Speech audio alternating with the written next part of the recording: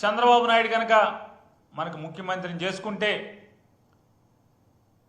ఈ రాష్ట్రానికి ఇక అప్పు చేయటం అక్కర్లేదు, అప్పు చేయాల్సినటువంటి పని లేకుండా ఆయన సంపద సృష్టిస్తాడు.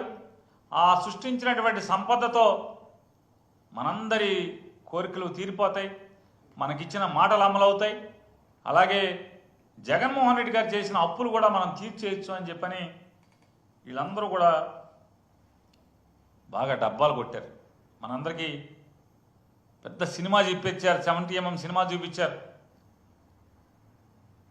ప్రజలు ఈ ఆంధ్రజ్యోతి రాధాకృష్ణ గారు, దివంగత రామోజీరావు గారి ఇద్దరి రాతలను కానీ, లేదా వారి టీవీ ఛానల్లో మాటలను కానీ, లేదా చంద్రబాబు నాయుడు, లేదా ఆయన వత్తాసు పలికే పవన్ కళ్యాణ్ గారు, వీళ్ళందరి మోసపు మాటల్ని నమ్మినటువంటి ప్రజలు ఓట్లేస్తే ఇప్పుడేం చెప్తున్నారు, ఏం చేస్తున్నారు?